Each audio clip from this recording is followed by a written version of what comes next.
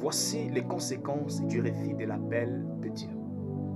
Il existe bien évidemment des types ou des sortes d'appels de Dieu. Il y a l'appel de Dieu au salut. Il y a l'appel de Dieu au ministère. Quand Dieu nous appelle au salut, c'est dans le but de nous sauver, dans le but de nous délivrer et dans le but aussi de nous préserver de l'enfer. Parce que l'enfer n'avait pas été créé pour nous, mais pour le diable et pour ses agents. Donc il est temps, toi qui m'écoutes, de donner ta vie à Jésus. C'est pourquoi la Bible dit en 2 Pierre, le chapitre 3, le verset 9, que le Seigneur ne tarde pas dans l'accomplissement de sa promesse comme les autres le pensent. Il lise de patience, ne voulant pas qu'aucun périsse, mais que tous parviennent à la repentance. Dieu attend que tu te répandes et Dieu attend de toi que tu puisses lui confier totalement ta vie. Et le deuxième type, c'est le type appelé le ministère ou l'appel au ministère.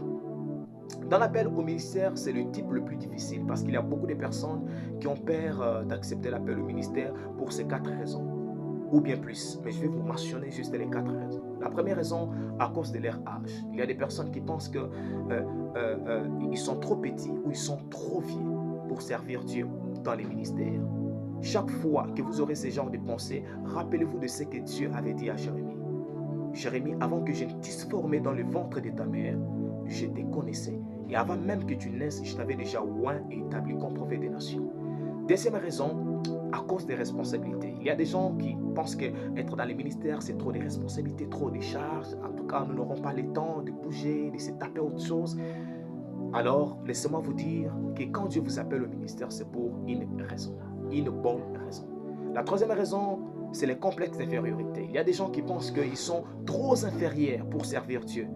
Pourquoi? Parce qu'ils n'ont pas beaucoup étudié, ils ne maîtrisent pas français, ils ne maîtrisent pas l'anglais. Le ministère n'a rien à voir avec ces choses. Le ministère a quelque chose à voir de très particulier avec la grâce de Dieu. Quand tu as reçu la grâce de servir Dieu, alors mets toutes ces choses à côté. J'ai connu une légende, et nous le connaissons tous dans notre pays, qui s'appelait l'apôtre Alexandre à Dinapala.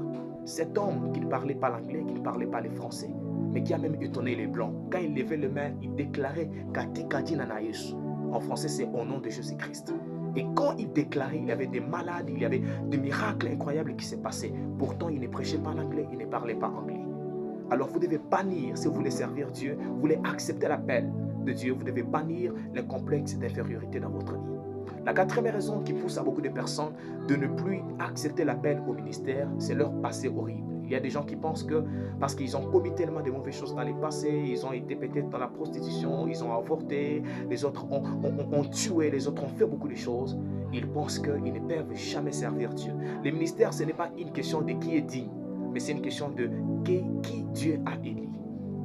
Alors, mettez toutes ces choses à côté et écoutez-moi attentivement. Lorsque vous refusez d'accepter l'appel au ministère, il y a des conséquences qui vont vous suivre dans votre vie, parfois dans votre famille, dans votre santé, dans votre business.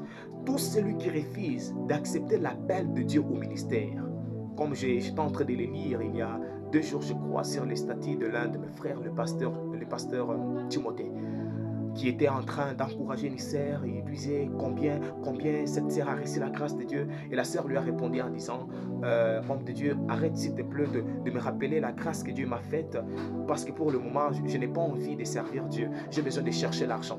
Vous voyez?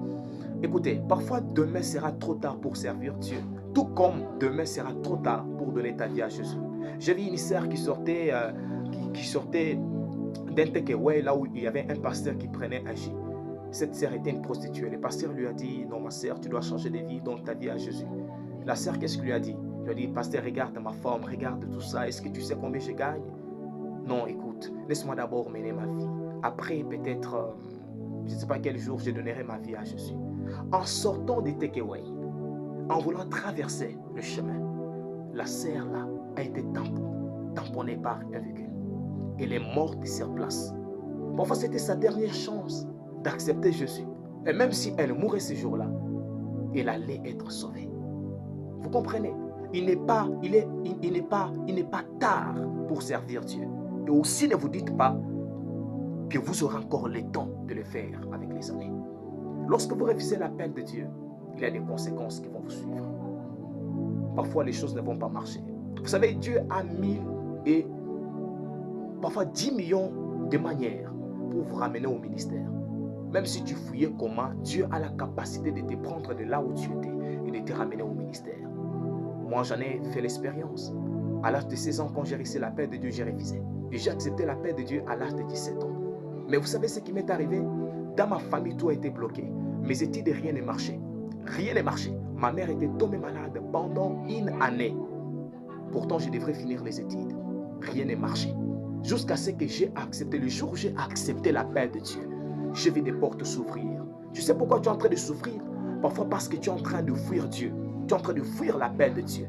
Tout celui qui refuse l'appel de Dieu au ministère, il y a toujours les conséquences qui vont suivre cette personne. Alors, il est temps que tu reviennes à Dieu. Il est temps que tu puisses servir Dieu.